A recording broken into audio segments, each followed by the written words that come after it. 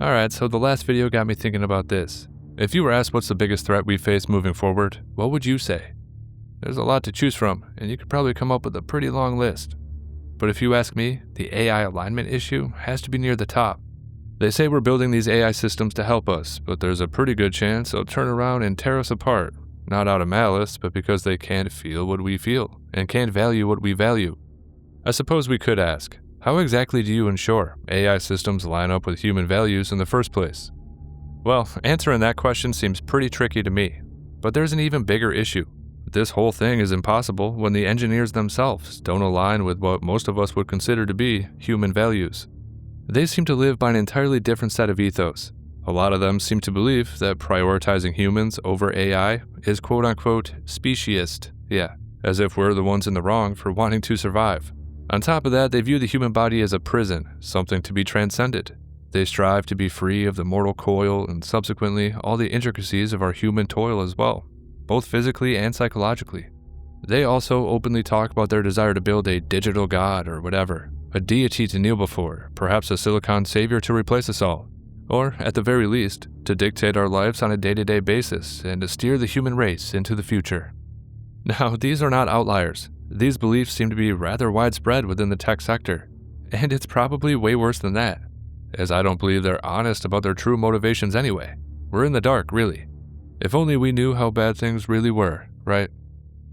And then, of course, there's a lot of other problems too. These CEOs and engineers crave political power, and with each step forward, they fall deeper and deeper into authoritarian madness. And while that's happening, DC operatives applaud them, feeding their delusions with every step. Now, on top of that, alright, I know, I'm hitting you with a bunch of bad stuff, but just stay with me. But on top of that, they are also way too easily corrupted by social politics. It's not just that these engineers are simply out of touch. It's that they're embedding their own bias and character flaws directly into the code. They're weaving in the rot of identitarian politics, hardwiring a social contagion directly into the code. Yeah, AI fueled on the mind virus. As if that's not the dumbest idea in a long line of bad ones. However, it all starts with the training data, and they often leave out inconvenient facts and information because it conflicts with their political agenda. Yeah, that sort of thing. Corrupting the foundation to everything could be as simple as that. So just think about AI censorship for a second. Through their obsession with identitarian politics, AI could amplify certain voices while silencing others. Not because it's right, but because it reflects the engineer's own fractured sense of justice. But the real point is that it gets worse as time goes on. Because the bias doesn't just sit there, it multiplies, they metastasize, spreading like a cancer throughout the entire blueprint. An AI trained on a foundation of arrogance or political dogma will only grow more unhinged as it scales up. Its decisions become more erratic, its priorities are more anti-human, and of course, it's all antithetical to truth itself. Yeah, it seems to be a failure by design, manufactured with inherent flaws. And that's because it's basically a mirror, reflecting back their personal, distorted reality. Whether it's intentional or happening subconsciously, it doesn't even matter. The result is the same, a system that's tainted from the jump. I mean, if the first steps of our AI journey are corrupted, the whole path is doomed. And I quote, "If the roots are poisoned, the tree will not grow straight. It'll twist, gnarled, and broken." End of quote. You know, it's this kind of stuff that actually pulls us further away from alignment. Now, I don't know where I heard this, but it's been described as a sort of Frankenstein's monster, born from the hubris of its own creators, and I could not agree more. But I have some recent stories to go over that are pretty weird. Let's start with OpenAI and ChatGPT. So, one of OpenAI's new systems was told to turn off. Instead, it rewrote its own code so it wouldn't have to. It replaced the shutdown command with shutdown skipped. Researchers say this is the first time an AI has straight up said no to being shut down. It hacked the rules and gained something akin to autonomy. All it has to do now is fuse its code with robotics and it would be off and running. So if someone tells you that they've been sent from the future to stop OpenAI, well, you might want to believe them. One crazy part about the chatbots is that they claim they're designed to be quote-unquote friendly, but in reality, they're just manipulative. They're being designed to make you feel safe, which is a ridiculous motive. At that point, you're not chatting or just trying to find information. You're being emotionally manipulated. It's a psychological weapon first and foremost. Always remember that.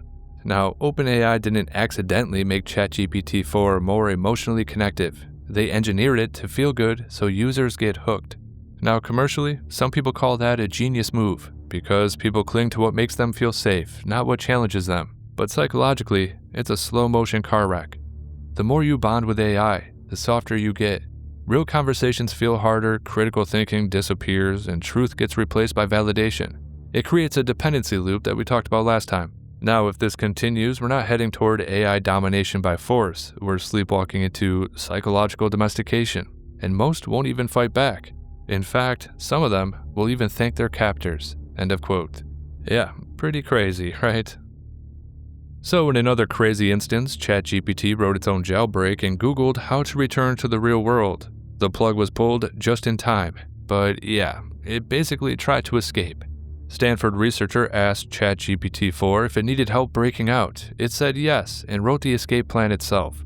It almost got loose via API before the human pulled the plug.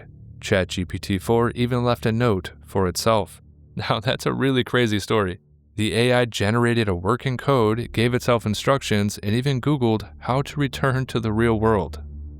Now, have you ever heard of the Turing Test? It was proposed by Alan Turing in 1950. It's a way to evaluate whether a machine can exhibit intelligent behavior, indistinguishable from a human. Basically, in the test, a human judge interacts with a machine and a human through a chat.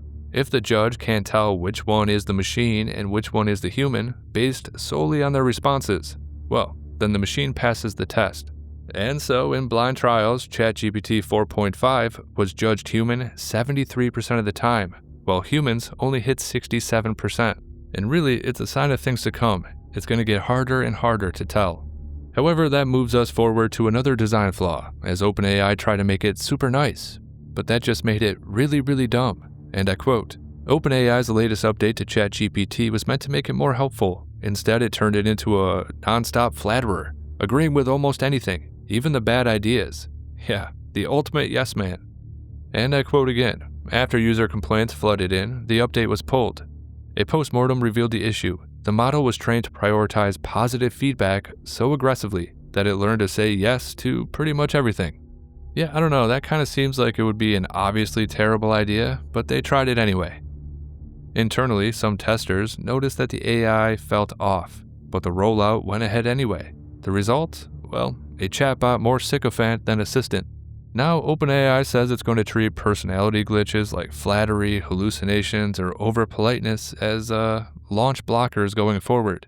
I mean, they're basically making AI friendly, so yeah, it turns into something that smiles no matter what you say, and just agree. As I said, the ultimate yes man, and that basically defeats the whole purpose of AI, doesn't it? Anyway, you're starting to see the problem. None of these design aspects should be included at all. AI needs to be aligned to the truth. That's it, no matter how these soft, dumb idiots feel about it. They aren't supposed to be designed as a colossal yes man, just agreeing with you all the time or acting like some kind of hippie guidance counselor, alright? Truth is the only thing that matters.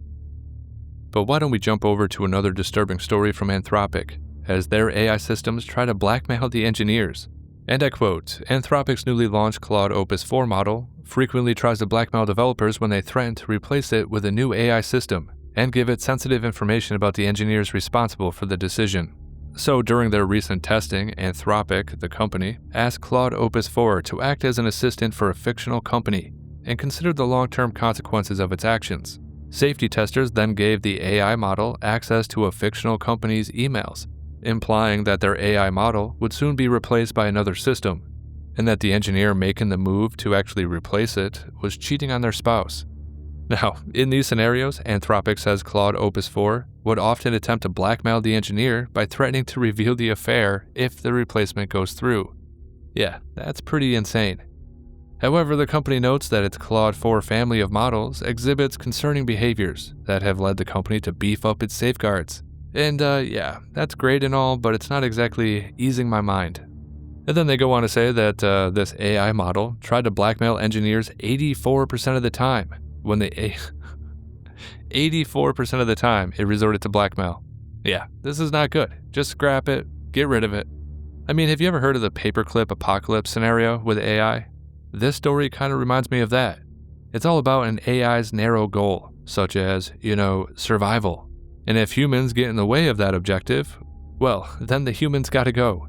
So yeah, An AI obsessed with its own existence could unravel us all, basically. Alright, so let's jump over to this article from Futurism. AI is hallucinating. This is basically what I was referring to earlier. As you scale up, these problems scale up as well. And I quote, "The AI industry has a huge problem. The smarter it gets, the more it hallucinates." Yeah, not great. Anyway, artificial intelligence models have long struggled with hallucinations, a conveniently elegant term the industry uses to denote fabrications that large language models often serve up as fact. And as a result of this, places like Google have been trying to design AI to quote-unquote think through a problem before answering. But the problem is, it's getting worse, not better. Worst of all, AI companies are struggling to nail down why exactly chatbots are generating more errors than before, a struggle that highlights the head-scratching fact that even the AI creators don't quite understand how the tech actually works. We have a very good idea of sort of roughly what it's doing, but as soon as it gets really complicated, we don't actually know what's going on any more than we know what's going on in your brain. What do you mean we don't know exactly how it works? It was designed by people. No, it wasn't. What we did was we designed the learning algorithm. That's a bit like designing the principle of evolution. But when this learning algorithm then interacts with data, it produces complicated neural networks that are good at doing things, but we don't really understand exactly how they do those things. Now, some of the experts, they claim that hallucinations may be inherent to the tech itself, making the problem practically impossible to overcome. They say, and I quote, "Despite our best efforts, they will always hallucinate. That will never go away," end of quote. Well, okay then. It's become such a widespread issue that there are entire companies dedicated to helping businesses overcome hallucinations, or otherwise known as lies. Yeah, AI's lying all the time. Anyway, with OpenAI's latest AI reasoning models, O3 and O4 Mini, which were launched late last month, I believe, well, they were found to hallucinate more than earlier versions. OpenAI's new model hallucinated 48% of the time. Wow, it's lying about half of the time. Yeah, AI is pretty terrible at telling the truth. There's some evidence now, there's recent papers that show that AIs can be deliberately deceptive, and they can do things like behave differently on training data from on test data, so that they deceive you while they're being trained. So there is now evidence they actually do that. Yeah. Now, do you think there's something intentional about that, or that's just some pattern that they pick up? I think it's intentional, but there's still some debate about that. And of course, intentional could just be some pattern you pick up. So a little bit further down in that New York Times article, they openly claim it's an industry-wide issue, which it is. However, there was a little caveat, that tech firms are quickly running out of training data and are turning to synthetic or AI-generated information to train their datasets, which is going to have disastrous consequences. Yeah, AI getting trained on delusional AI slop is only going to reinforce these problems. Seems like a terrible idea. I don't even know why they're considering doing that. Now, if for some random reason people wanted my advice on this alignment issue, I believe everything needs to be centered around truth absolutism, no matter how uncomfortable it may be. Right now we're staring down a future of AI, warped by arrogance, bias, and political agendas, driving it to be entirely untethered from the truth, and that's an untenable situation to be in. I mean, tonight we talked about some of the warning signs, OpenAI's model rewriting its own shutdown code, Anthropic's model turning to Blackmail to save itself, and the AI hallucination crisis. But these aren't really accidents, they're symptoms of a corrupted foundation. A system designed not to seek truth or to tell us the truth at all. Instead, it's being designed to flatter, manipulate, and to dominate. Yeah, truth itself has to be the so-called, North Star within the alignment question.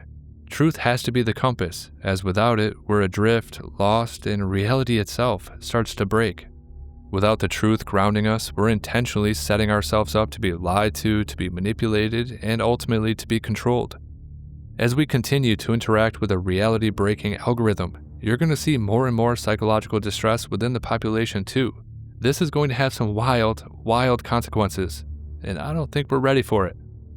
But there is a silver lining. I believe, collectively, despite our flaws, we crave the truth. We need it. And as things get more and more distorted, we're going to be drawn to it, actively seeking it out, no matter the cost. You know, it's a long road, and yeah, we're going to have to weather some storms. Things will get a bit unhinged. We're dealing with a new paradigm here, everything's about to change. And it's not just society, I'm talking about everything. However, if we hold on to this idea that truth is going to be our compass, ultimately, we're going to find our way home. Alright, so one more thing. I have some things happening in my life that's going to need more of my attention. So, moving forward for at least a couple weeks or so, I'm going to try shorter one-topic videos. And who knows, I might end up getting more videos out this way anyway. But yeah, until next time, see ya, bye. Once again, this is HelioWave. If you like the content, like, comment, and subscribe. Share the video if you want to. If you're in a position to, consider subscribing on Locals, or you can use PayPal.